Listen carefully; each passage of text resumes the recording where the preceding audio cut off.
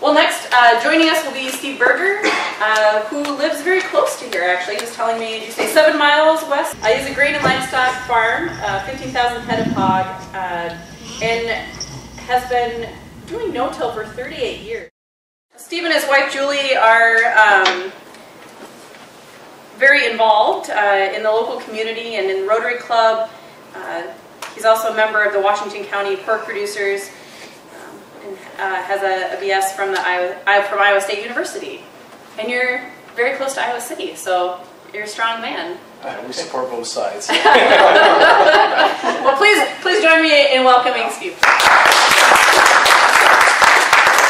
want me to hold some of the posters? No, I'm fine. Yeah, I'm fine. Well, thank you for inviting me, and I'm glad to be here. And it's actually my almost hometown. I went to school here in Kelowna, and in Kelowna 2 or 3 times a day. And first time to hear Francis Dickey speak, and enjoyed hearing him speak, and a lot of good ideas shared there.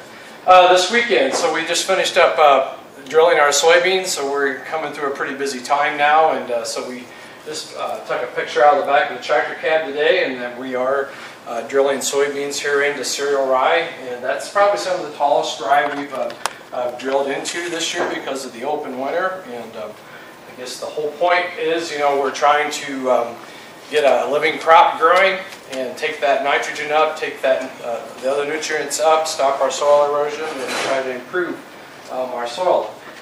Another picture of that tall rye, see the shovel handle there, and so we've got rye in excess of 7 feet, so there is a lot of biomass.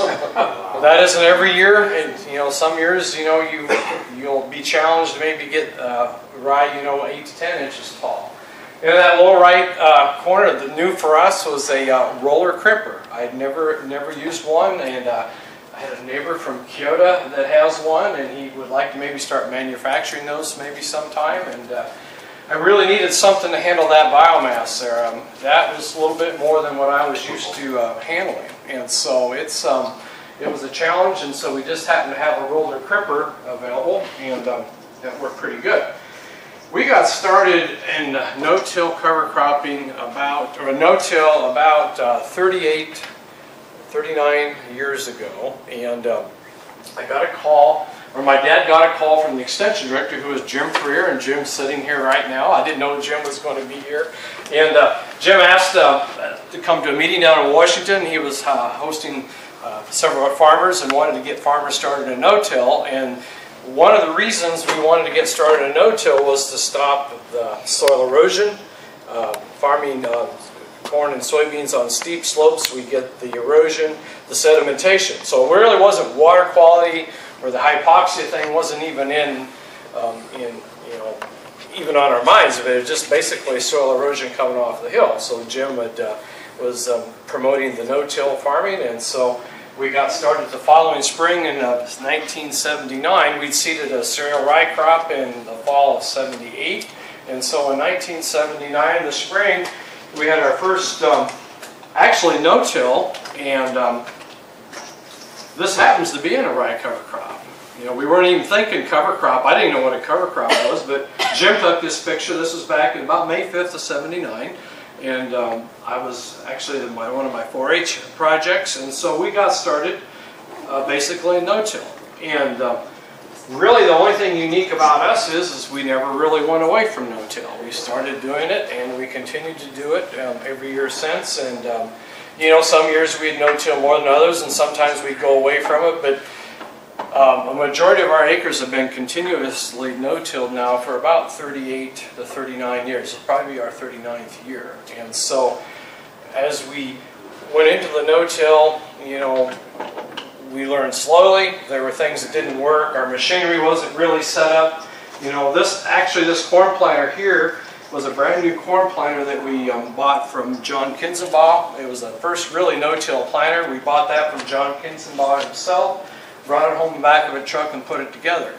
And there were no road cleaners, there wasn't anything on that planter, you know, as we would have today, and so it was a learning process. And so as we get into cover crops, it's going to be that same kind of learning process. It kind of ebbs and flows in our learning. So I thank Jim Freer. It's just basically leadership. We had strong extension council. We had the Soil conservation. Soil conservation. It's NRCS now, but back in those days it was the SCS, the Soil Conservation Service. And then we also had a really good buy-in from the retail outlets, so like the companies that would sell fertilizers and chemicals. And so we had the extension, we had the retail outlets, and we had strong soil conservation and good farmer leadership. And so when Francis talks about how do we get started, I really think it takes strong leadership in your local towns and communities. And when you see somebody successful at growing cover crops, I think it kind of spreads, in that area.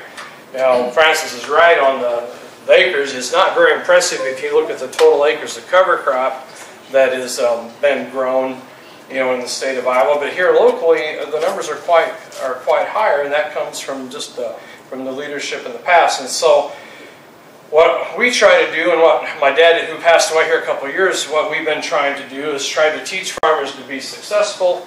If we can make this system work, and I mean no-till and cover crops and a corn and bean rotation, if we can make this system work, then farmers will adopt it. If it doesn't work, and what I mean, if we don't get the yields in our corn and soybeans, then it's not going to work. So that's what we spend quite a bit of our time doing, and I spend a lot of time, talking to farm groups, and specifically how can we integrate cover crops, in our system. And so the way I look at it, my thought process is, if I'm going to talk to a farmer, is I start with a base of no-till. If we want to really improve soil quality, we want to stop the tillage. We want to stop, every time you till the soil, you've got to introduce oxygen into it. Oxygen comes in there and it pulls out the carbon, CO2, so you get the oxidation.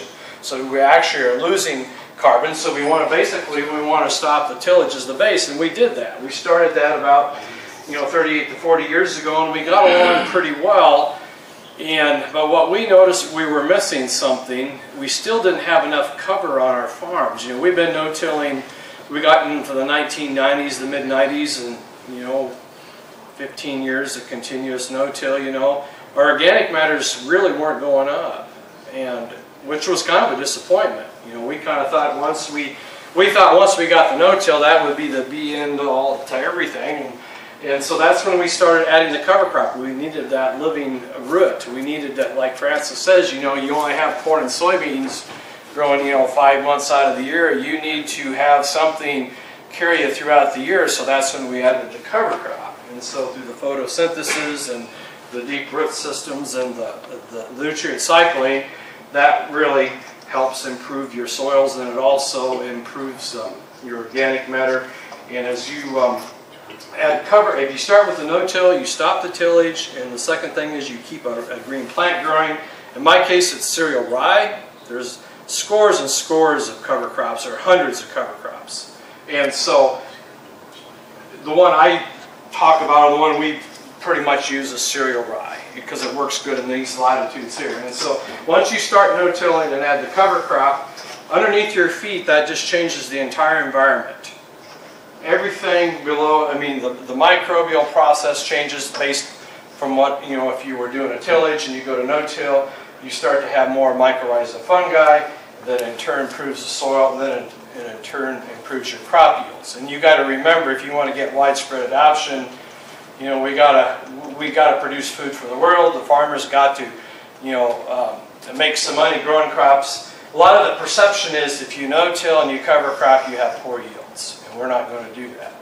And indeed, you can. There's a lot of train wrecks out there. We've learned a lot about those train wrecks, and so what we try to do is spend a lot of time. How do we get from here down to here? How can we help? Help the farmer adopt it. And I think we feel like if we're successful in helping farmers learn how to do that, we'll get more widespread adoption. And so that's what we're doing. We're no-tilling here. And so I look at my perspective and how can we help farmers with management practices and in building soil health. And this is what I do a lot. I talk to farmers that is rye that has been terminated, and now we got the soybeans coming up through it. We're planting soybeans here in a lot of different pictures. Sometimes we plant in the rye that's the nest that's been sprayed.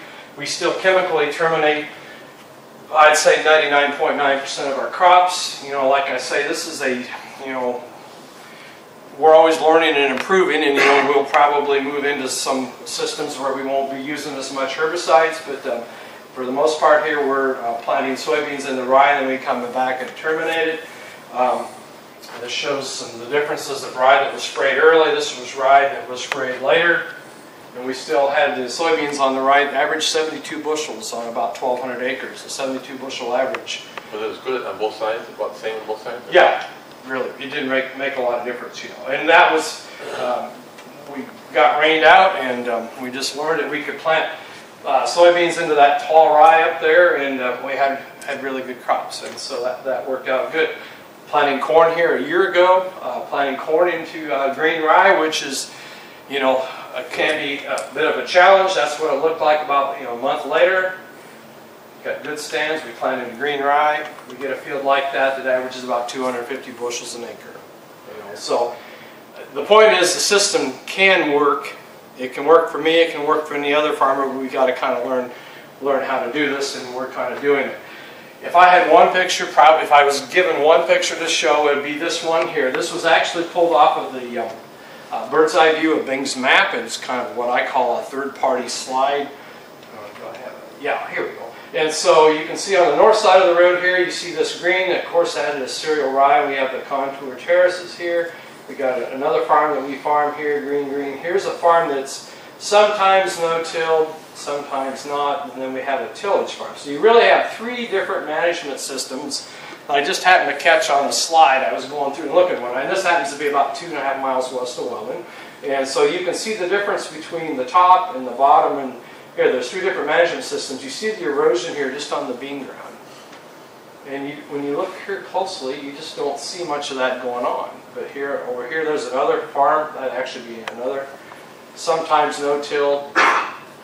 Even in the no-till, we get this kind of erosion. Now this one here, it does get quite a bit of tillage, and you can't even cross that ditch. And so you go from this to this to this. And so after I started seeing that, there's something going on there. Yeah, we got cover crops there, I might stop, but there's something going on when we start no-tilling, cover cropping. There's something changing in that microbial process where we've got more stable soils, they're more resilient, they can stand some of these rainfalls where we can't here. And this is where we're getting the nitrates, the sedimentation in our water and so forth. And so that's what we got to stop. And so we do a lot of picture taking and comparisons because I think farmers can see this. I love getting out and just kind of showing, what's the difference is just from, just shifting your camera, like 45 degrees, Now this doesn't happen to be across the road, but it's within about the same section. And so you can definitely see a difference with cover crop rye. And there's been so many different rains. I would think this was about one of the 6-inch rains we had last year. We've had a lot of heavy rainfalls. You've had them. I've had them now. They're more persistent. So basically, there's a lot of things I don't understand about the science, but I can see one thing, and that's what I can see. I know we can stop the erosion. So that's the one thing that keeps me going. When you start talking about the science and I can't see it, sometimes it gets a little harder. But I can see this. That's pretty. That's coming right down past Kelowna and English River. That's coming off the South Fork of the South English for that. It's coming out of there. And of course, as you go into no-till cover crops, you build soil quality. I'm not sure I can explain it, but you can sure see soil health when you're looking at it here. And so, a little bit about the microbial system. When you stop tilling the soil and you start growing, having a living root in there of any kind of a cover crop, you start to have different things happening with the fungal hyphae. You get mycorrhiza fungi, arbuscular mycorrhiza fungi. You've changed the environment below.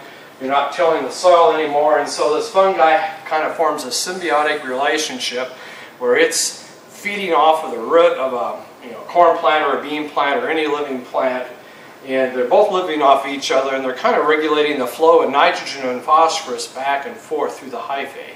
And when that hyphae dies and senesces, it leaves a substance called glomalin.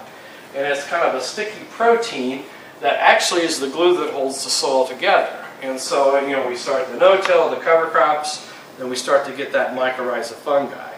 And you don't get as much of it when you start tilling. And when you start tilling, it tends to go away, and so you don't get that resilient soil. And so the hyphae can extend up to 100 times the length of a root.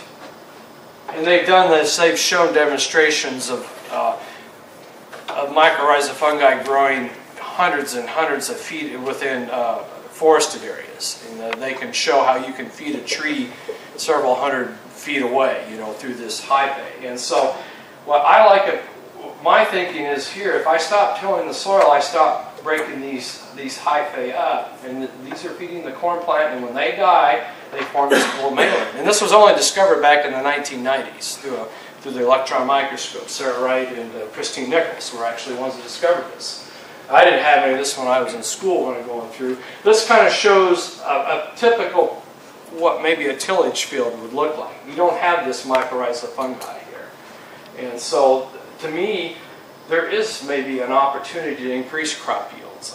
Because we're actually increasing our root system. Now, they haven't really proven that, but they show through vegetables and so forth. I think Wendy Taheri, if you get on YouTube and look up Wendy Taheri, she does a really nice presentation on the mycorrhiza fungi, who shows about a 27% increase in yields like in vegetable crops. And so I suspect we might be getting some of this going on in our corn and soybeans. And sure enough, back in 2008, Successful Farming, Dave Mouse wrote an article interviewing a Nebraska researcher. Maybe you know him, Francis, I don't know. But they're basically talking about if you've no-tilled forever, and if, let's say you just want to plow one time, is that okay? You've no-tilled, now I just want to break up, you know, some type of hard pan or level it off. Is that okay? Well, the article said, yeah, basically, you're not going to hurt your soil just tilling it one time, you know. But it says in this little paragraph buried right in the middle of the article, back in 2008, up here it says, mycorrhizae which colonize roots and are valuable in water and nutrient uptake and not recovered to no-till levels 3 years after tillage. So you start tilling that and your mycorrhizae go away. I didn't even know what mycorrhiza fungi was, you know, but as we start to read this, and sure enough, you know, almost 10 years ago in the Successful Farming magazine. So, you know, there is something to this and we're learning. So why that one slide I showed you, why was these fields to the south eroding and the ones on top with cover crops not? Well, I think it's the sticky protein in the glomalin making that more resistant. So through a series of pictures that we go through, I can kind of show the differences and just kind of going back and forth and just showing you soils that are in shape and soils that aren't in shape. You know, if you go to the gym, some of us are in shape and some of us aren't in shape. Well, it's kind of the same way in soils. You know, there are some soils that can take a 6-inch rain and there are some soils that can't.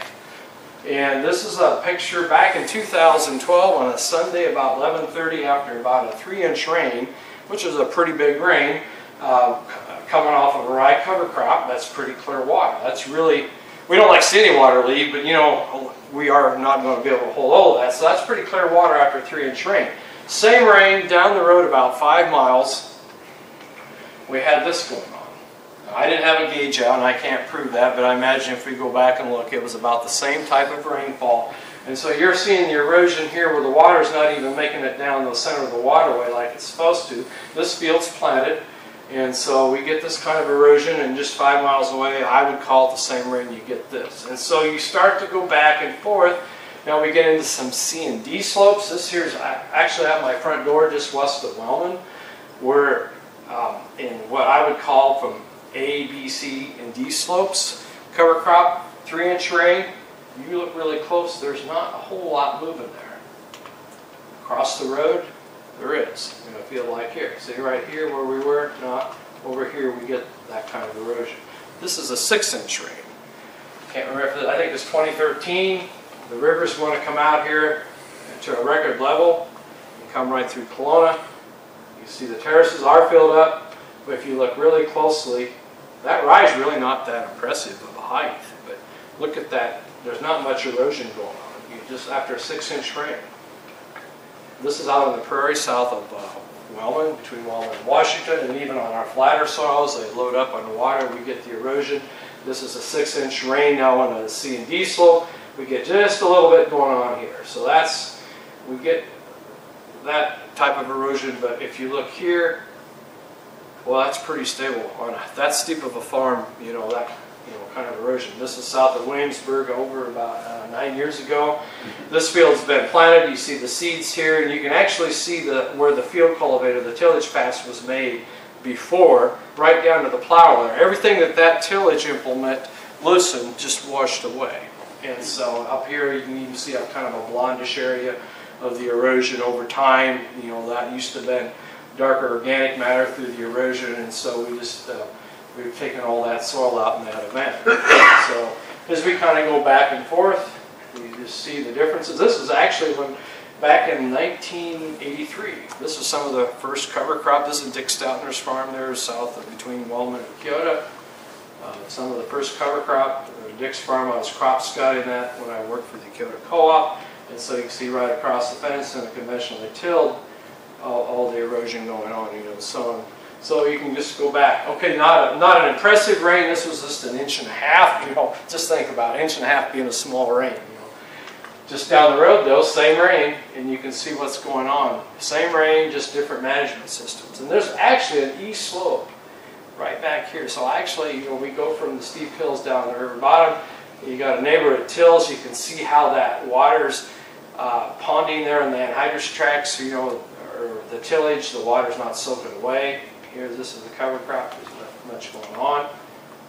So you can, as you go back and forth, you can see the differences in what we see going on between the row crops and the no-till and the cover crops.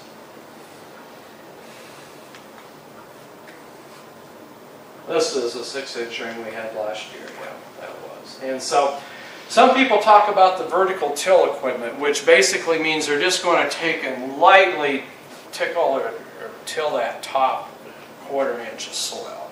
They're thinking that's a no-till equipment. And I know this field up here was vertically tilled. And if you look really close, this is pretty clear water until you see this brown stream, brown color in that stream. And that's coming off that vertical tilled field. So anytime you touch the soil, you loosen the soil, you're going to make it, give it the opportunity to erode away. We talk about infiltration when we get these heavy rains. This is actually a no-till field, or I'd say sometimes no-till. It gets maybe just a few times. If I just turn 180 degrees, I didn't even move, I just 180 degrees. In a no-till cover crop, everything's soaking away. See the river's coming up down there, you know. So this is a tillage field where that water is sealed up tight. The water's not getting away as fast. When it doesn't get away, it's going to move sideways. It's going to go up. You get into a no-till situation, long-term cover crop, it goes down. And so this is another picture. Just keep this in mind. We do have a lot of hogs on the farm. We have about 15,000 head of hogs, and so we have a lot of swine manure to get rid of. And actually, we're just experimenting here with drilling rye immediately behind the manure spreader. And I think what impresses me most here, we're at a nursery rate. This is coming from a nursery where we're putting on about 6,000 gallons to the acre of manure. How fast we can be right behind that manure spreader. That is getting away that quickly. So that's really kind of a story on infiltration. You know, now, if we were in a long-term tilt situation, that would not be the situation there. So you can just kind of go back. Whoops, go back and forth and see the different things. Well, I was going to show you here. This was 1 year ago, and this is about a year ago.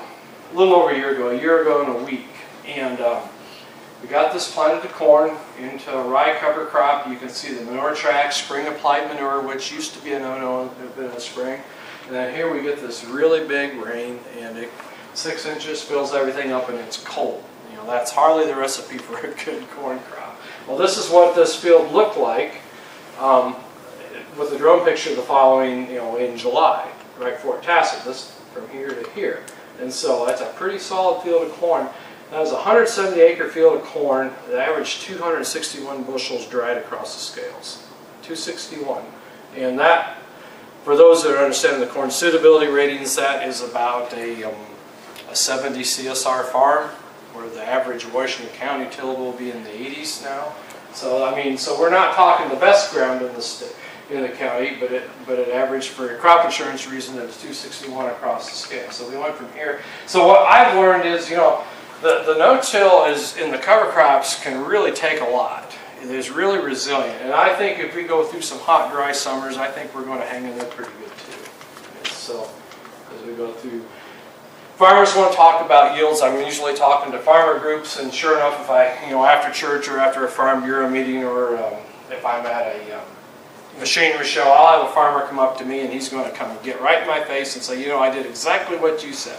So I planted my cereal rye, and right to the line I lost 40 bushels an acre where I planted corn into cereal rye. That's why I don't plant cover crops. You know? And we hear a lot of that, you know. So it's not a simple thing. And so, and he was telling the truth. He probably had some train wrecks.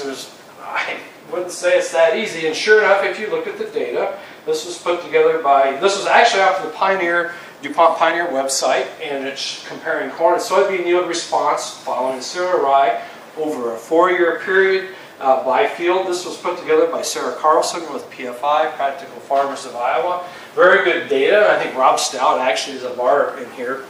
Rob's also a farmer at Westchester. And it basically shows you in the corn, we're going to look at corn and soybeans. Sure enough, we do show a yield reduction following rye in a lot of cases here. And that's not good. And that's what these farmers are talking about. And I've heard, you know, much larger yield reduction, and that's why you don't get the adoption. You know, if we look at soybeans, not near as much. Well, you know, corn we have quite a bit, but we also have some winners here. We also see some increase in yield when we follow rye. But it looks like in soybeans, the green, a lot more green area than there is in soybeans and corn, a lot more red, the yield reduction. And so you kind of look at that, why the difference? You know, why does corn have more problems than soybeans? Well, maybe nitrogen is an issue. Corn, we have to have a perfect stand. That means we have to have every seed come up to get a yield. Soybeans, you know, we can lose up to half our plants and still have a, you know, 100% yield, you know. And so maybe it has something to do with it getting stand. And so we look at some of our corn yields in the last 7 to 8 years. I got 2016 in there. We averaged last year 254 on our farm all the way from corner to corner. These are numbers that we turned into my insurance agent in Washington, Don Vitito. We were 254 in corn, down a little bit in soybeans. 67 a year ago, we were 72. We dropped a little bit, probably some sudden death issues in the beans, but 245 on corn 2 years ago, to where our average is ahead of the county by about 25%, on beans about 12 to 13%. And so where our soil types, I would not say we're in the best part of the county with, you know, lesser soils, you know, we can still do pretty good on yields. And so this is what we're trying to show. You know, if we can get farmers to find ways to increase their yields, you know, and cover crops, you know. And so this gets down in the weeds a little bit, you know, but when I talk to farmers, I said, okay, so the guy came up to me after church and said, look, I lost 40 bushels. I'm never going to do this again. You know, and you hear it all the time. And so I'm thinking, well, he's right. But I said, gosh, it's working for us. And I said, okay, well, let's figure this out, you know. And so I basically, when we go to farm meetings, I say, well, it's a nitrogen issue with corn specifically. Corn planter settings, you know, Jim was teaching us how to do, you know, 20, 30 years ago. We got to get that corn planter adjusted to plant into more residue. Certainly insects play a role. Armyworms, we got a lot of armyworms in the county right now. I've got fields that need to be sprayed because, you know, when you grow a cover crop, they will attract insects. Not a big deal, but you can stand to lose maybe a little bit of yield from insects. And that time thing. And when we start to no-till and cover crop, you know, it just doesn't happen overnight. You know, it takes a little while to get that system going. So I definitely think there's a time factor in there. And so basically I'm saying, you know, you could take those 40 bushels or 25 bushels and probably assign them a number in there. You know, and so when we go to field days, we talk about the residue cover here. As you get more residue on your soils, the microbes fire up and they start to take that and decompose that carbon, and when they do that, they need nitrogen. And so the more residue on there, they're going to take nitrogen and they're going to steal it basically from the corn, right? This is kind of an example. This is basically a flood zone, and this is the beach area where it dropped all the residue. I mean, you can't really see it here too close, but there's about 6 inches more residue here than there is here. And so when those microbes see all that residue, it's kind of like whipped cream. They just go nuts and they fire up and they're going to start to decompose that. But when they do that, they need nitrogen to make that process work. And that's where we get into and talk about carbon-nitrogen ratios. This corn here looks really good up here because you didn't have all that residue dropped in by the flood. This is kind of a simulated carbon. But the idea is when we start the no-till cover crop, we got to learn to manage our nitrogen a little bit differently. This is what I would call a typical, just a no-till corn planted into soybean soil. Not cover crop or anything, just no-till. And that looks, what I would say, just barely adequate. We get kind of what you would think of a yellow, crappy no-till field, and that's why I don't do it. And so that corn, the green tall corn, is getting nitrogen. That yellow short corn has not found the nitrogen yet for the nitrogen track. And so that field's suffering. That's why farmers don't no-till. Or one reason. That's why I don't. There again, I turn 180 degrees and look at a field. It's really nice and even stand. Good stand. Got a good solid color to it. I didn't move one bit. I just turned the camera angle. This here's a no-till cover crop field, and that's been no-till probably 25 some years. And so there is a difference. And so when I talk about nitrogen, how we handle our nitrogen, I talk in terms of maybe spoon feeding our nitrogen. This kind of gets in the weeds for you guys, but when I talk to farmers, we start nitrogen application early in the fall with some ammonium sulfate. We have some turkey manure. We got swine manure, some ammonium sulfate again in this spring, and we come back with some spring manure, maybe sometimes a weed and feed. I've got nitrogen on my planter, and then we side dress. Now, I'm not putting on 500 pounds of nitrogen here. You can only maybe put on 100 pounds, but we're putting it on early in the system, kind of starting in the fall, going around to when we plant corn in the spring and side dress. We start early to add some nitrogen so those microbes have some nitrogen. We're feeding the microbial process so they can decompose that carbon so they don't compete with the corn. That's what we're doing. We got to get that started early. Maybe get 30 pounds out there. Maybe I could do that with swine manure or substitute. So I don't do these to every field every year. I pick maybe one or two of these. And we're in a learning process now, trying to figure out, well, which one is more important. More spring application, more fall application. How much with the planter, we're starting to, we're shifting, and we're kind of ongoing. We've got plots in our fields now that we're testing. We've got one farm that we're going to do about $10,000 worth of soil tests. Just looking at the nitrates week by week to see where they're at, and maybe, where can we cut our nitrogen back, And so we see fields, this year was into a no-till cover crop. I like the stand. Look at that. I like that perfect stand. This was planted in a cover crop. This here happens to be a drone picture. This was a cover crop field. You see a nice even field. This was a cover crop field here with a farmer just learning how to do it. He's short of nitrogen. This field flashed early last year. This farm is really suffering because it doesn't have enough nitrogen, and that was a cover crop field. And do you think he's going to do it again or not? This was the field here that averaged 261 over the scales. This has been cover crop. This was a cover crop. It wasn't quite as good. It was a 256 average. Look at the CSRs on that. CSR 2, a 61.3 with a 256 average. That's, so we can raise some pretty good yields off of these hills. Again, these are all dry yields, weighed across the scale, turned into the insurance. And so basically we're just showing two different management systems. And this one here just needs to change how they manage your nitrogen a little bit. Not much more. So we talk about nitrogen. That's a big issue. And it's a complicated one. Like Francis said, you've seen all the arrows going all different directions, and it is a very leaky system. And then we get to the more fun things. We talk about farmers love iron. They love to talk about machinery. The second thing is the planter, and so we could go through and talk about, hours on just how we set our planters up and how we can manage the residue with a row cleaner. Each row is managed by a satellite, so that a satellite knows where every row is as it moves through the field. And so if you're planting on a contour and the outside row is going farther than the inside row, that satellite knows exactly where row 1 through 24 or 1 through 16 is, and it's dropping a seed individually. And so you can bring that up and you can actually watch it live. I can sit at home and watch the hired man plant corn.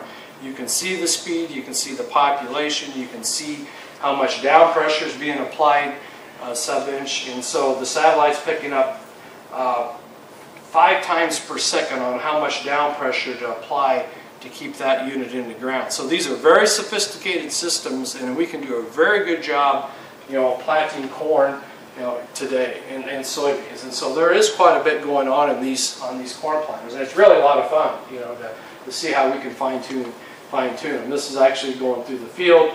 We got a row cleaner here that we're trying to move that residue over a little bit, so we kind of leave us. We're moving the residue, not the soil, and so we're trying to leave a 6 to 8 inch space so this corn can warm up a little quicker. We have spike closing wheels, which kind of works the ground to kind of get it dried out, and then we're adding some nitrogen. You actually see some nitrogen coming out there on the surface.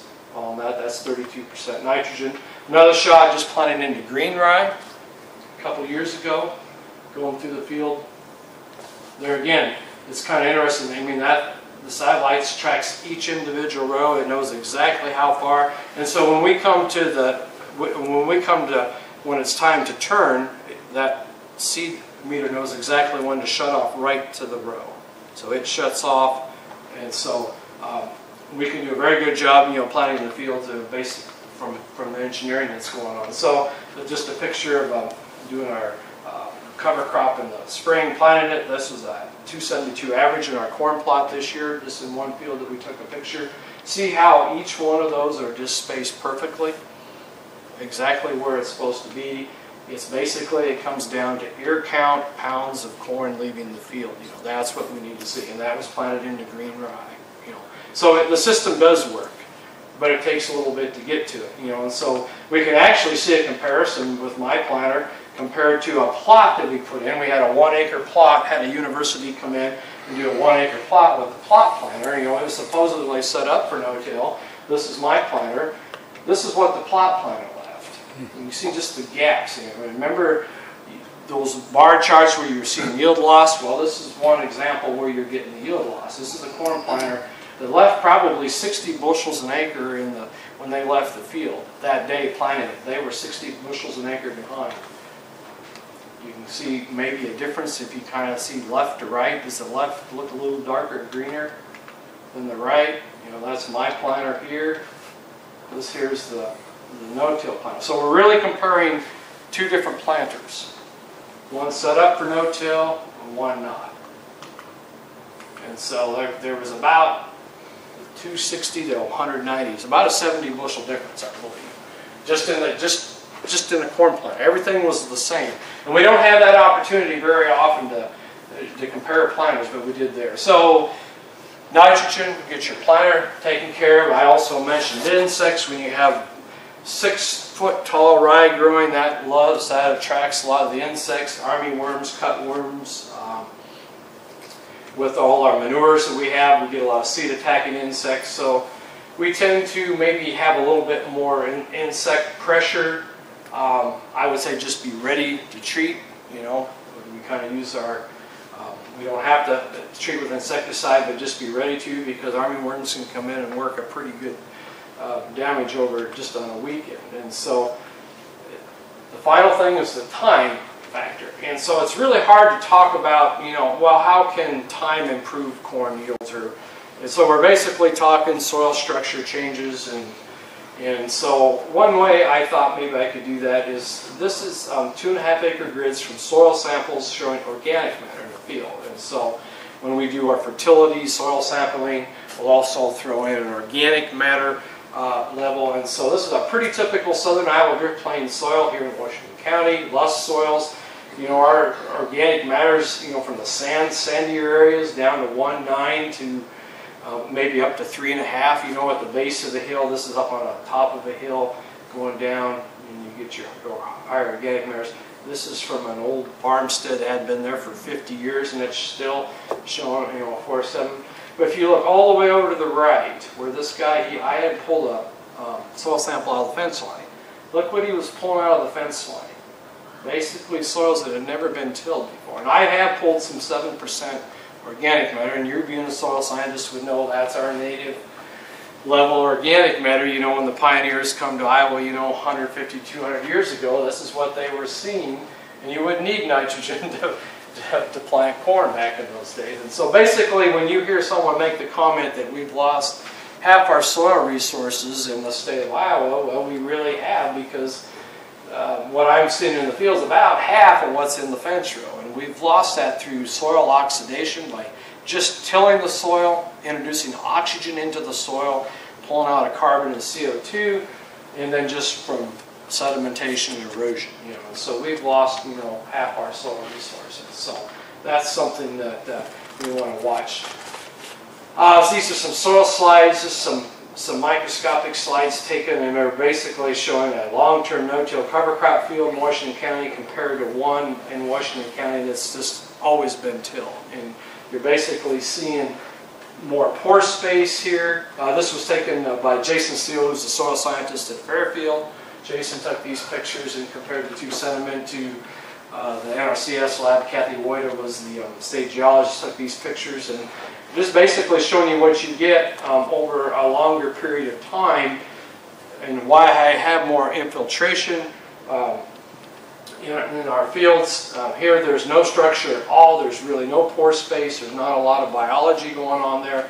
This would be kind of the book value if you look up in the soil science book. We just have a lot more oxygen, a lot more spaces for water, and so the size of the pore spaces play a key role in improved rooting, and oxygen. And so the point is, that just didn't happen overnight.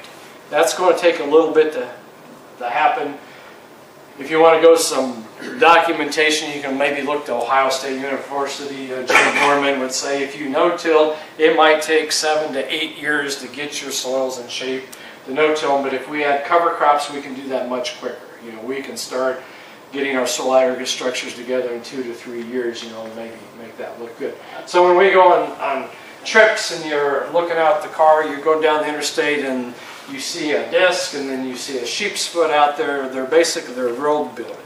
We're building roads, and so when you build a road, you want to break down that soil structure, and so you take that pore space out and take that air out. You're going to disc it up and then you're going to pack it. And you disc it up and you're going to pack it. And that's how you build a good hard road. That's a good thing if you're building roads. But if you're a farmer and you're disking your fields and you come back with a combine, you disc it and come back with a manure spreader, a grain cart, when you till and you pack, you till and you pack, you're basically making roads in your fields. So you're destroying. A disc is a horrible, horrible piece of equipment, for soil structure. It's probably one of the worst ones.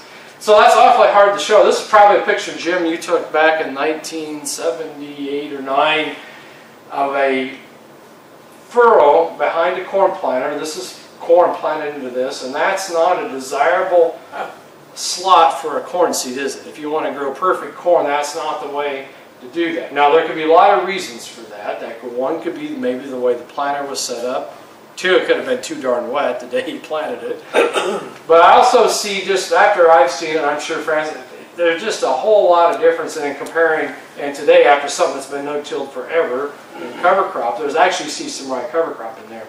You see a whole lot different soil structure, and so this needs to take some time, and that soil will improve. And maybe I'm trying to show that as that happen. Then there's a picture of this, what it's like, planting into cover crop. Got that seed tucked in there. That's just almost like flower pot soil. That's really what we want. And so that's where we're at, and I think this would be a good time to end. And it's a learning process, and we started out doing this many years ago, and we never knew where we'd end up, and we're probably only 10% of the way there. We've got a lot of changes to make in our farm. So a lot of the nitrogen that is applied to the farm, they said, well, what's coming out of your tile lines? And so this is a really complicated chart for this late at night, but I think we ought to show it. And I don't know if we get some light on. And it's basically showing the relationship between tile nitrate water. These points here are taken all over the state of Iowa. Pete Lawler at Iowa State, this is the curve that he's put in, comparing the soil nitrates to the amount of nitrogen put on into the soil, that the actual pounds per acre farmers apply. And so it would stand to reason as you apply more nitrogen, there's going to be more nitrates come out of the tile lines, which kind of stands the reason, and so these are pounds per acre of nitrogen, these are parts per million. So like the drinking water standard would be 10 parts per million. And so we get a curve in there. And so now these blue lines are actual tile lines that we have been testing, and we've sampled more through the Iowa Soybean Association for the last several years, and we can see, now they're not just static straight lines, these are actually going up and down throughout the year. These are just averages, and so they're not going to be just glued on one number, but this is the average of this tile line. This is the average of this tile line. And so we do indeed have, on our farm, we do have some that are above 10 parts per million. And so, and that would be, we'd like to get these numbers down. But you look at this here, blue line, and when I get the numbers in the mail after we test those tile, and I look at the numbers, I can almost tell you exactly where that was taken, which tile line. Do you remember the picture where I was putting on the 6,000 gallons of manure with the manure spreader? That was exactly right on top of that tile line. And so this tile line gets the same management as this tile line, as this one, as this one, as this one does. And so we're not exactly sure why the difference is, but the important thing is that we're testing all the time, and so we can make improvement to indeed get these down, because that's basically the whole point of the program, is how can we get the nitrates out of our rivers and streams. And if you look all the way over to the right hand side, the green area would be in the range where we are applying the amount of nitrogen that would be put on our corn. And so the average nitrates that we're pulling is about a 13. We're getting about 13 parts per million average coming out of our tile lines at this rate of nitrogen. Well, if you would look, if you were putting on this much nitrogen without cover crops, you'd be much higher. So basically what we're seeing, this gap here, is what's being taken up by the cereal rye. And so that rye is taking up some of that nitrogen and keeping it out of the system. But like Francis said, rye is not the total savior. Cover crops aren't the total savior. It's only going to improve the situation about 30%. And so there are many, many factors that we got to look at to improve. But this is just one, basically showing that we are seeing differences. We are seeing a reduction of nitrates coming out of the tile, basically by the uptake of the cover crop. And so. So we are testing, and I would say that that would be a good place for farmers to, just take a cup and a glass and just start, sticking them under your tile lines, write down, and start keeping track of what's coming out of your tile systems. And I should say on this here, some of those lines are on all our farms, some of those are on neighboring farms. Maybe I know this one here is on our farm all the way, but some of these are running up into neighbor farms, and so under different management systems, and so there's a lot of stuff that can be improved on there. So, but anyway, I think it's important that we're testing. Basically, my key thing when I talk to farmers is, the system does work. I mean, it can work, and I also think there is a niche to improve yields, basically by expanding our root systems, through the mycorrhizal fungi, and that's just one of many, many things. The earthworms and all the other benefits that we get, and it's an exciting, it's a challenging thing. I'm not a scientist, so I don't really understand a lot of what goes on, but I can sure see it, from not seeing the erosion. Sticking a spade in a soil and, 25 to 30 earthworms per spade dig, and it's really easy. And you can actually see, I'm sure you can see earthworm channels that were put in, who knows, maybe 10, 15 years ago. As long as you don't till the soil, you're not moving any of these channels around. So Have you tracked your organic matter percent change at all? Well, the question is, have we tracked our organic matter percent change? And yes, and what I'm seeing there is, I just see a lot of up and down. If you had to pin me down to a number on organic matter, remember I showed you, we talked a little bit earlier about the organic matter. levels, which run as a percent by weight. You know, like a foot of soil over an acre would be about 2 million pounds, and so this would be a percent. This would be 3.3% by weight, and so we are, with the manure that we use and the cover crops, and 2 kinds of manure in cover crops and no tillage, maybe about 0.1% a year. You know, and that might be generous, maybe just a little bit of 0.1%. But you know, it's really hard to build organic matter, and I get really nervous when farmers, you know, when they start talking about, well, we increased our organic matter 1 or 2%.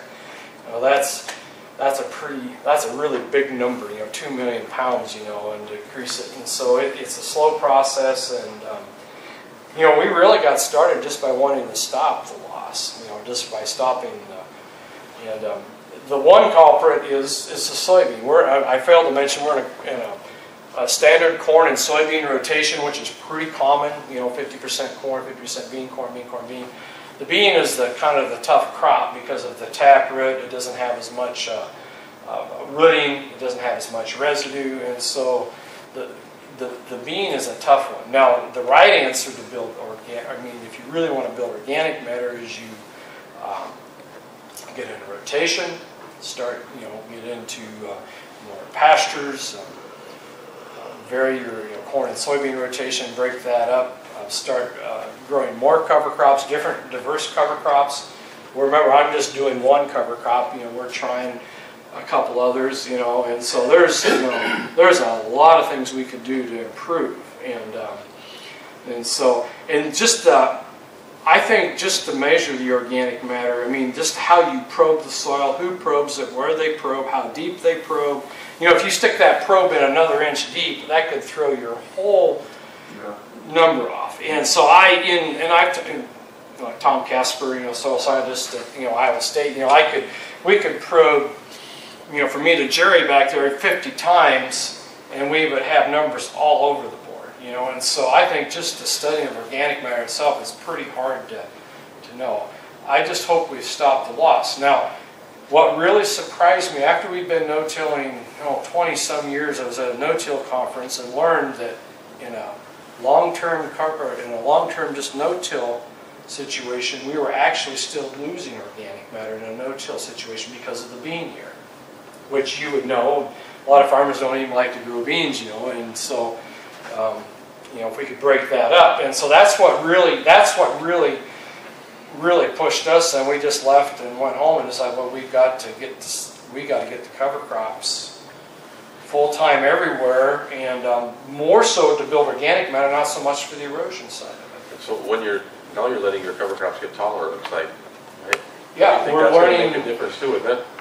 Yeah, we're learning to grow more biomass. It's kind of like a solar collector, and so we're learning to let those cover crop grow higher. I'm starting to change up the varieties I grow. Now this year, I maybe pushed it a little too far. You know, I probably got a little too much biomass. So when you have cover crops, it really holds the moisture in. It really does, and it's hard to get it dried out in the spring to plant. And so it causes a lot of heartache.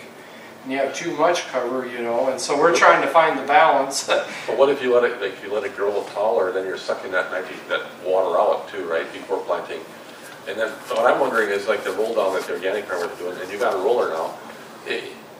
What if you did that like on all your conventional soybeans and just roll it down, and then you don't have to necessarily use herbicides, but you always have them available to use them later? That's what I mean. Do you think that's going to work in a conventional system? Oh, I think so. Yeah, I think we can definitely.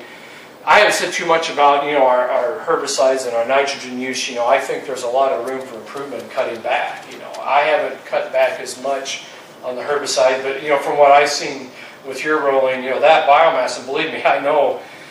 I got a particular field tonight. I walked in, and you know, there's a lot of stuff there. You know, that makes great cover for weed control. You know, but it's complicated too. We have Palmer amaranth now in the county in 4 places.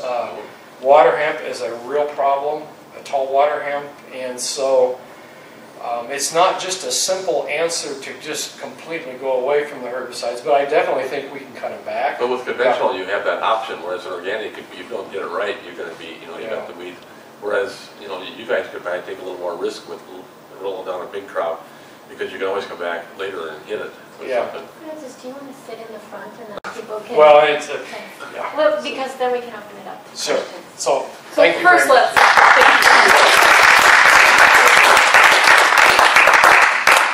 Yeah, a great opportunity to ask both of these experts questions. Do you guys have things you were wondering more about from the presentations, or wanted to ask them in particular? How do you put your rye out following a corn crop? We've done it several different ways. You know, we've aerial applied it, and we've had the co-op come in or the retail and add it as we spread our phosphorus or our potash. You know, we've had it spread on that way, surface applied, but we predominantly used a drill, and so I'd say about 95% of our rye is planted in the fall immediately behind the combine. And so when we start harvest, mid-September, we're out there the first day, and when we end up with corn harvest the first week of November, we're still drilling rye. And with the Elbon rye, some of that really tall rye, that was planted the first week of November. It didn't come up till the spring. What weight did you plant it at? Well, it was too thick, and I had it planted at about 40 pounds, and That's all? It's still got that thick? yeah, that's way too thick because I had way too much biomass. And so the one thing I've learned is we can cut back the amount of cover crop, the amount pounds per acre. One, we can cut our costs. Two, when you have fewer plants out there, the root systems get bigger. And so you have fewer rye plants out, you have a bigger root system on there, and then it also makes it easier to plant into. And we have experienced some problems this spring where we have really narrow windows to plant.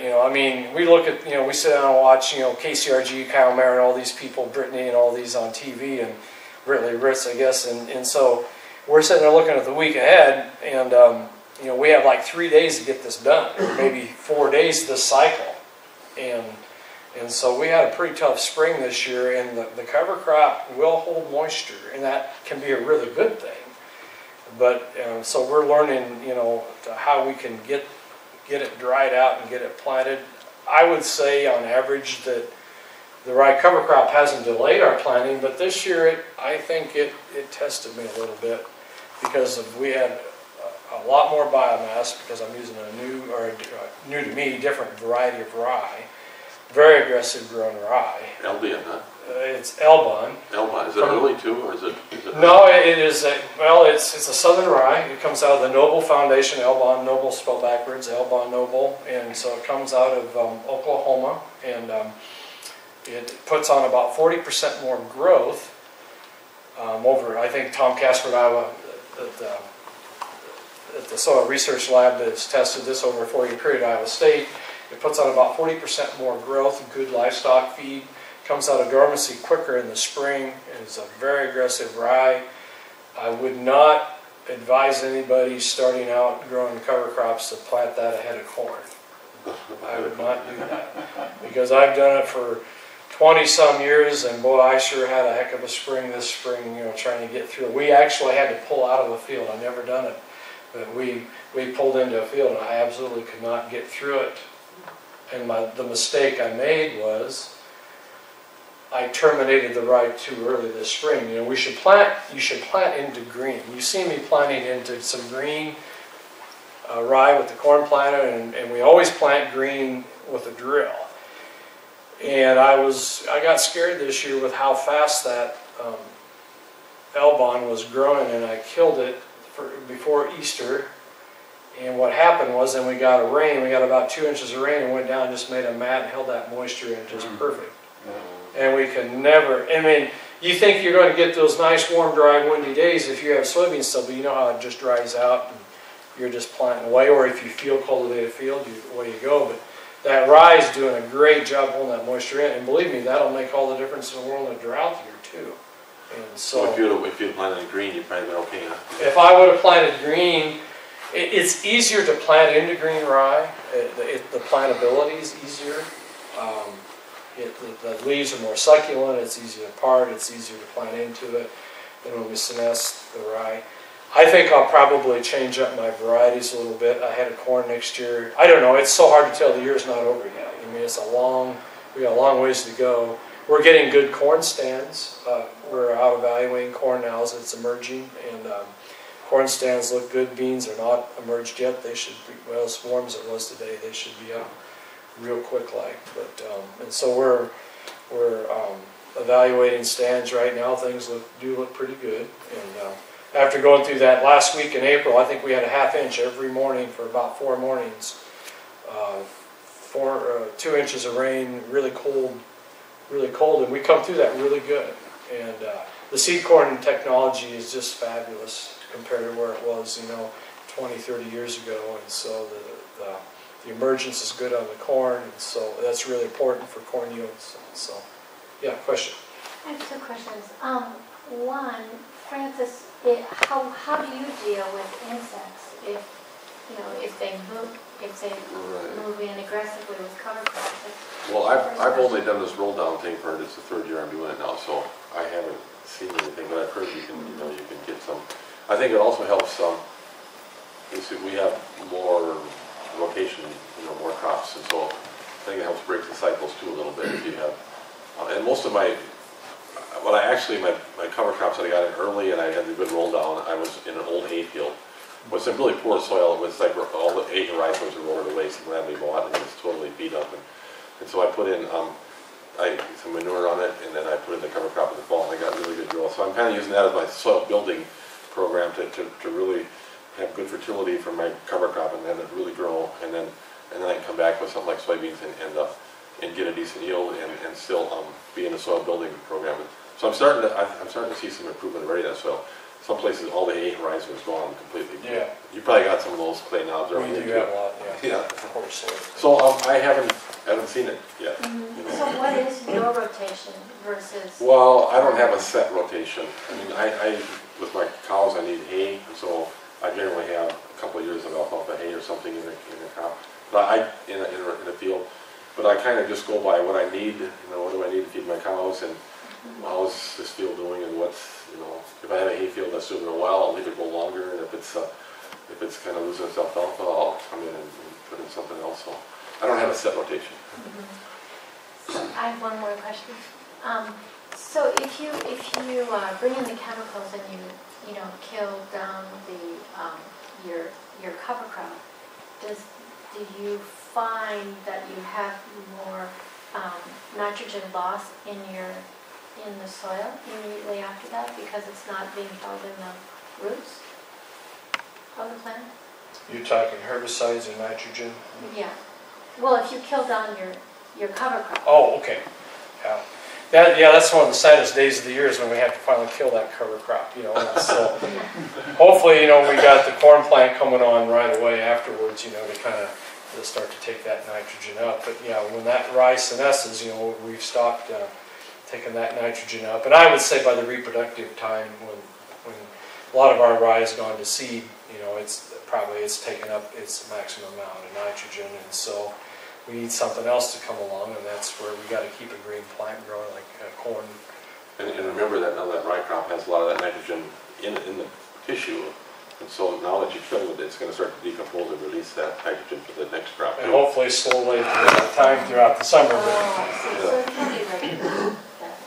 Yeah, it definitely will hold that nitrogen in the plant tissue. So. Yeah, and that's a good thing. Yeah. What we don't know is exactly when it's going to release to the corn when it needs it.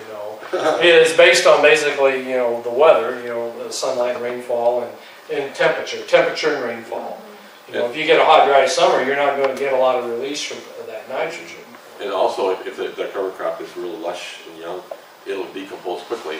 But if it gets to be tall, then it has a lot of lignin and cellulose things that don't decompose so readily, so it'll decompose more slowly. So that's part of the mix too. Well, that's your carbon nitrogen ratio. The carbon nitrogen ratio you're showing you the picture. Yeah, that gets pretty complicated, but. Francis, Mike Carberry, Johnson County Supervisor and Iowa City Sierra Club. Thank you both for being here.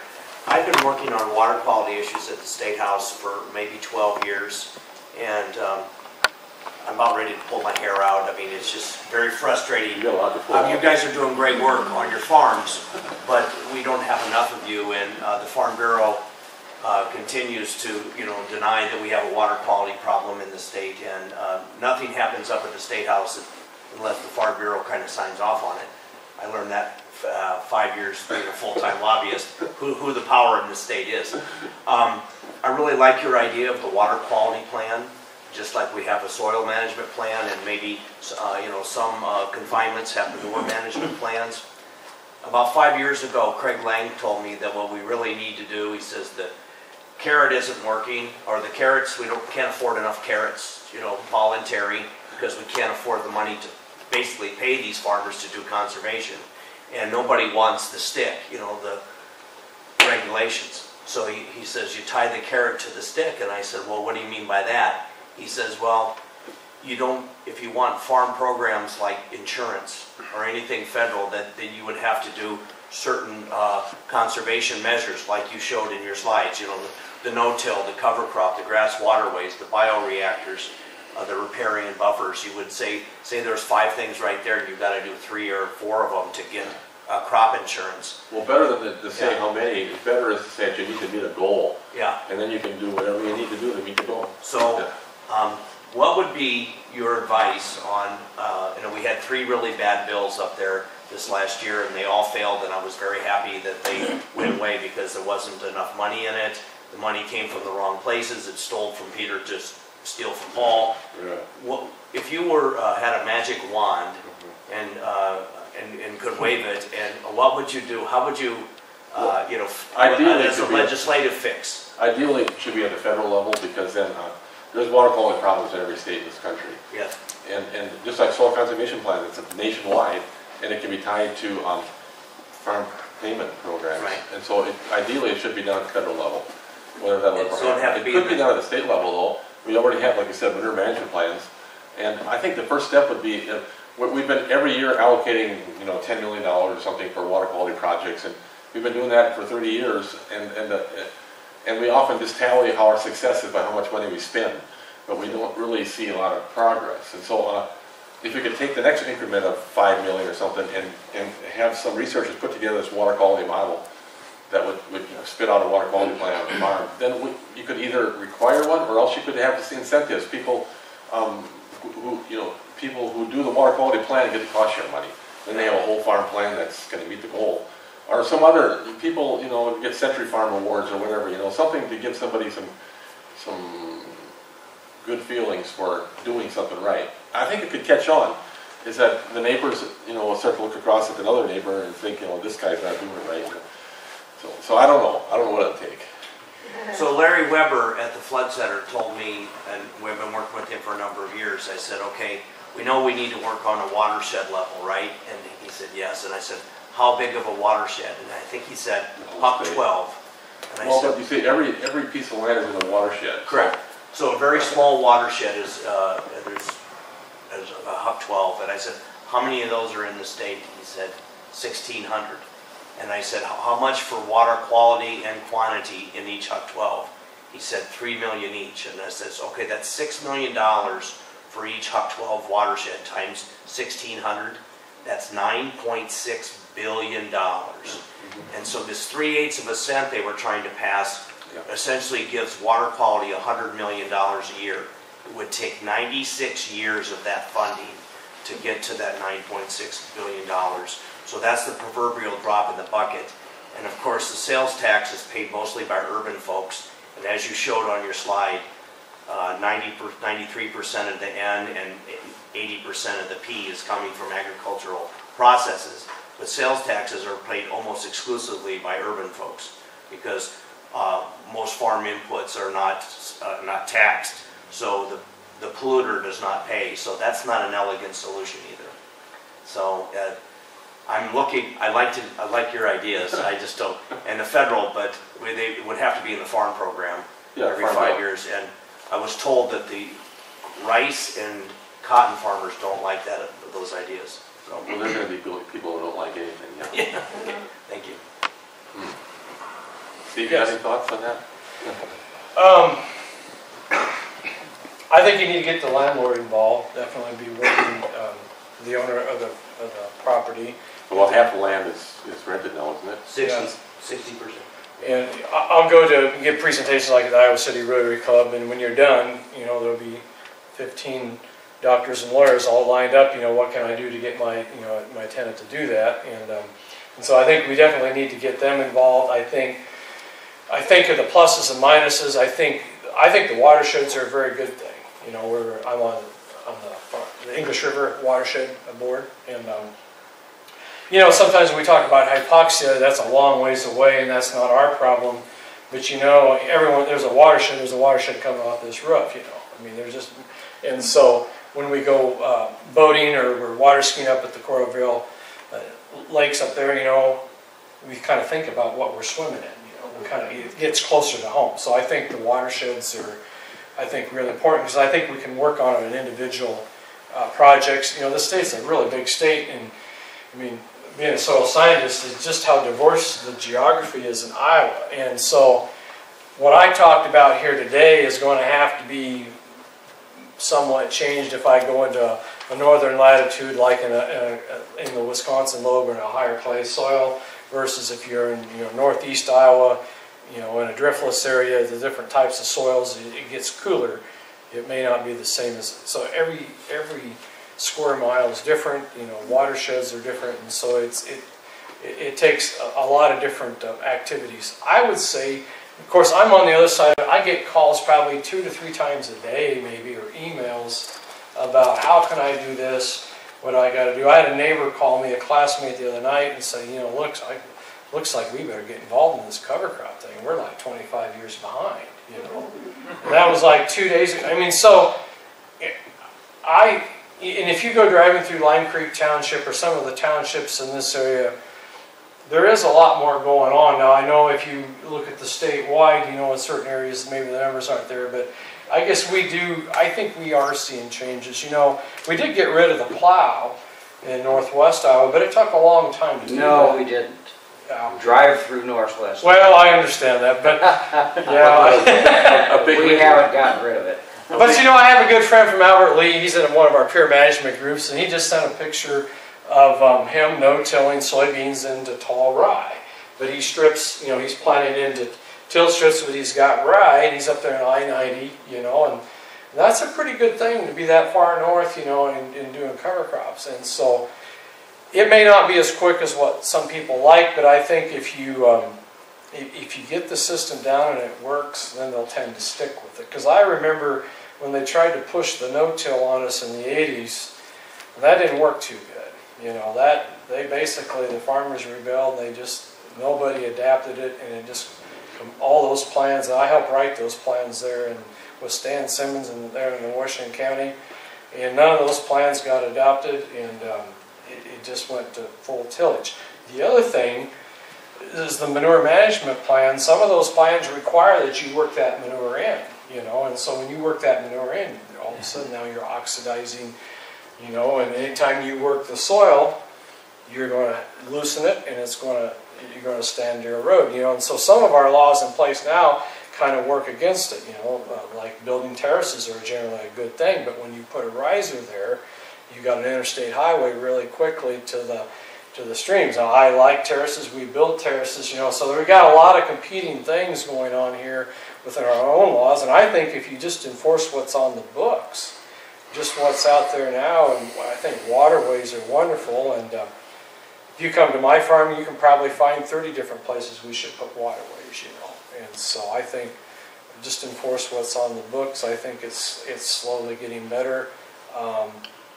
You know, the one picture, you know, where we're dumping 6,000 gallons of manure surface apply over a tile line that puts out 3 parts per million of nitrogen on an average over probably 3 to 4 years, you know, why does that do that? You know, why doesn't, you know, and so, I mean, we got to be able to answer those questions, and I don't like, until we really know what's going on, I don't like to put it, I don't really like a lot of regulation until we know exactly what's going on, and, you know, in a really leaky system too. And so, but we know there's plenty to improve.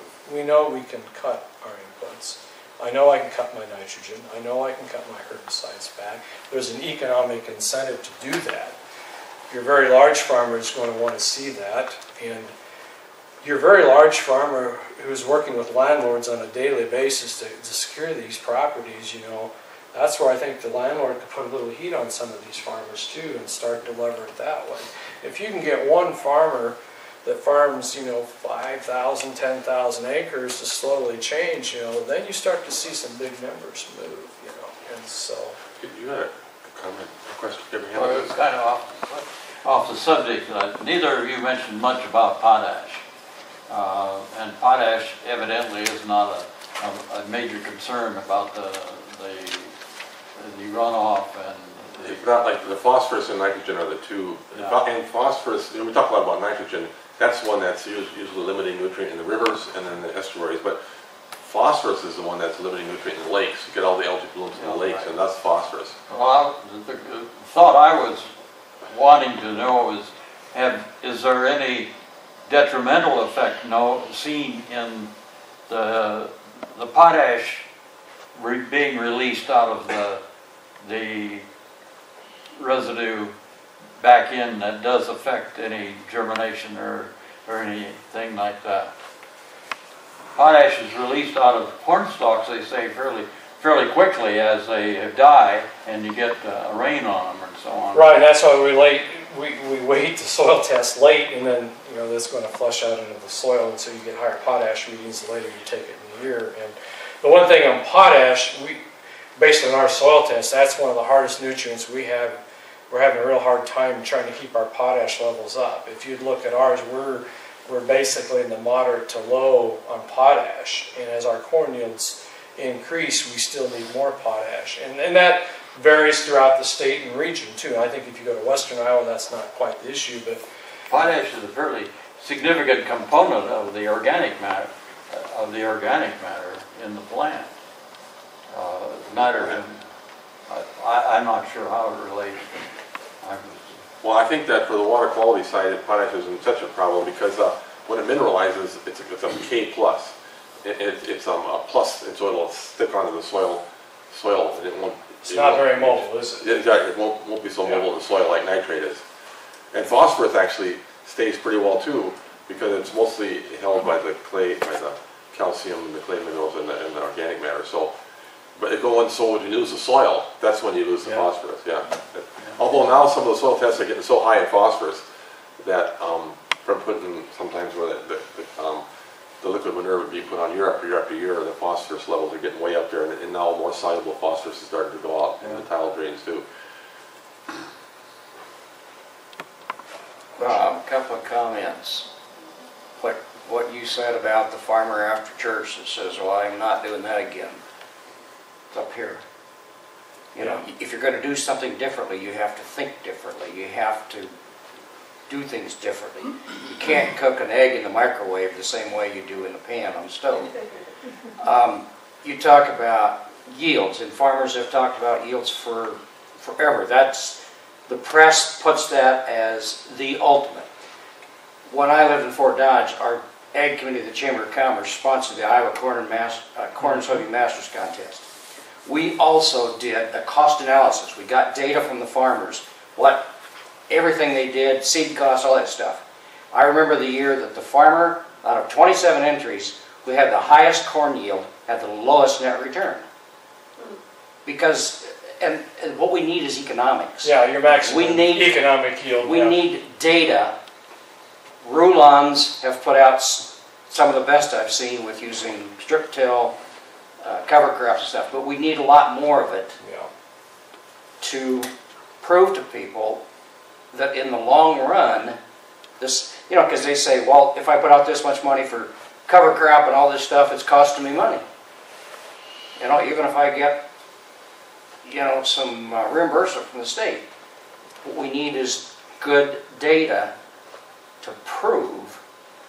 It's a long-term endeavor too, you know, and you got short-term, you know, money going out buying the cover crops, but it's a long-term, you know, building up your soils, and I think we're starting to see that over time. But the farmer that's in and out, you know, if you get cost share tomorrow for cover crop, they plant it one year, the cost share goes away, then they don't, you know.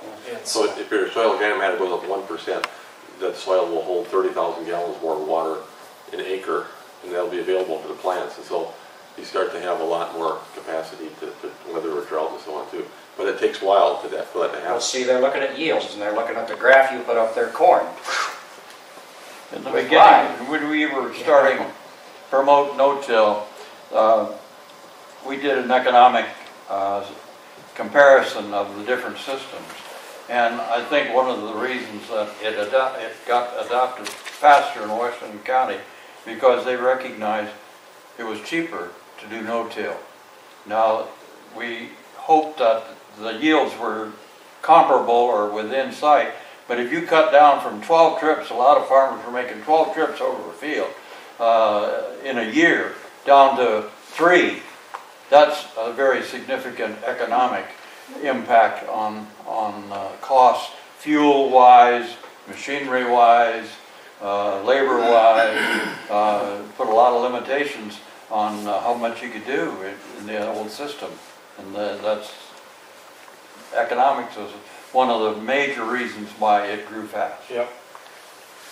And there are cost shifts. I mean, we save some here and we spend more there, you know, on cover crop seed, more on sprayers. You know, we spend more money, on some machines, but we save other places. And we think the overall benefit is basically the soil erosion savings. But as we get in and learn about the cover crops, you know, I think they're just the soil quality, what we see the cover crops do to the soil, it's unbelievable to walk across the field.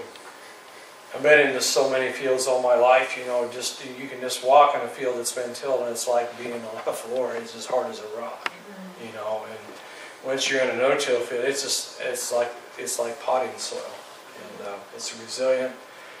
And I think we can actually, increase our yields maybe with less inputs, over time. And so, we're working on rotations. We know Matt Liebman at Iowa State's a good one to follow. You know, he comes and brings classes to our farms all the time, and is always poking me to try to get into some different rotations. And we got to mention we're in Washington County, a very large hog county, and so you're going to need a lot of corn too. And so there is a lot of continuous corn, and so they don't need the soybeans. So you do have a lot of continuous corn, and it might be a little easier to grow organic matter over time with continuous corn, although I think rotations are better over time. Maybe one last question. Yeah, Joseph. Well, it sort of seems like cover crops are making use of biomimicry. In other words, you're using a natural process to increase soil fertility, and that will create eventually an economic incentive to adopt that process. So I have two questions. One is, or maybe three. One is, after you make your investment, how long does it take to realize a profit that would be significant enough to attract farmers to do that more consistently? That's the first part of the question. I'll let you answer that, and then ask the other two parts. Well, that's $1 million question. It's hard to know. I mean, I go back to what I see and what I know. I know we're not losing soil erosion.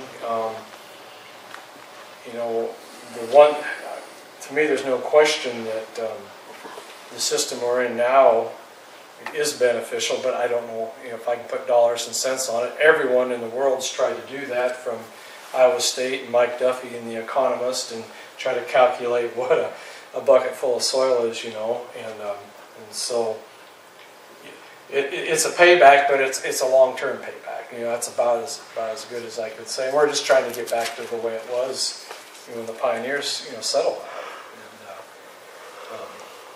And I don't know. My one great hope is that we, before I quit farming, that we can start to see, maybe a true increase in the organic matter. That's a soil scientist question, and my good friend, Jason Steele said, well, that will depend by soil type, how much you can bring that organic matter back, But it's diversity of cover crops. I'm just using one. Well, we use some oats. Oats is wonderful. That's a great commodity cover crop. We can use cereal rice. So one of the things we can do to improve is start to use different species, that will help increase organic matter quicker, and maybe work on that rotation.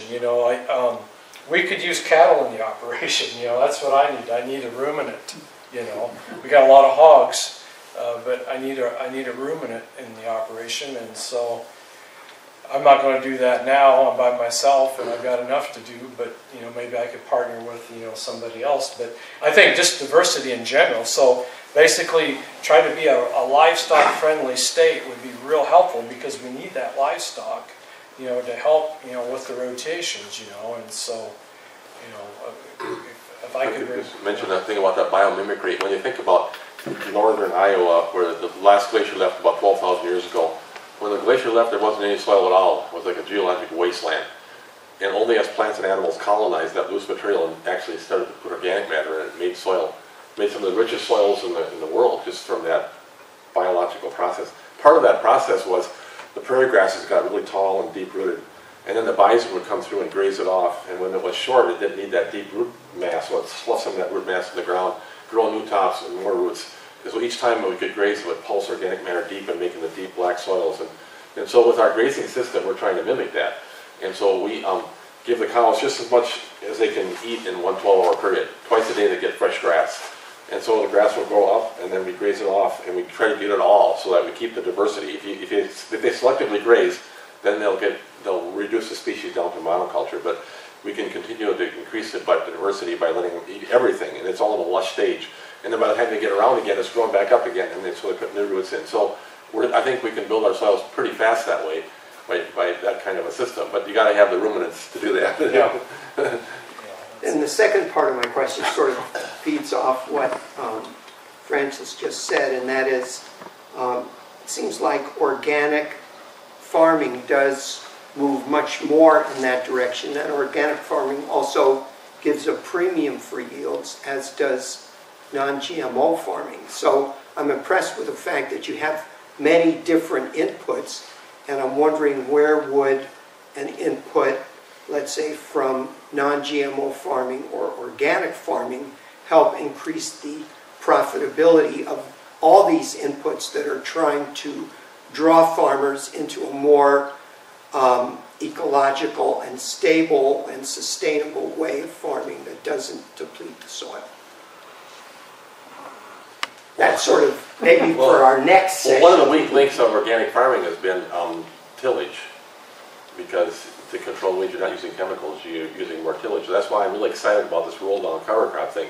So in my case, like in the fall, usually you can get a good window without so much rain. It's not in the spring, it's hard. You can get more erosion. You can get it in the fall too, but in the fall, it seems like you can get the crop in with some tillage and get it up and going, and then you got it protected throughout the winter and in the spring, and then you can roll it down and have a lot less input for growing the crop. And we're just starting to learn how to do that sort of thing. So if I can relay that and come back the next year with hairy vetch, and then even no-till it in, at some point I'm probably going to get some perennial crops, perennial weeds I'm going to need to till one here and there, And so, however, the Rodale Institute out in Pennsylvania, they have been doing some organic research plots for many years now, like 30 years or so. And they've been seeing their organic matter levels go up and up and up, like quite a bit, like from 3 up to 6%. And they do have tillage in their system. They do have tillage in, not everywhere, but they do have some tillage in. So, you don't want to till any more than you have to, but if you have a real robust rotation, you can overcome some of that tillage thing too. But I'm sure that the fungi are going to be disrupted. So there's always these trade-offs, Yeah, I mean, Yeah. there's everything you do is a trade-off, and it just comes back to one thing. Is I don't see the erosion. That's the one thing I can hang on. I've been saying it all night, but that's about the only thing I can. Oh, your organic matter must be going up.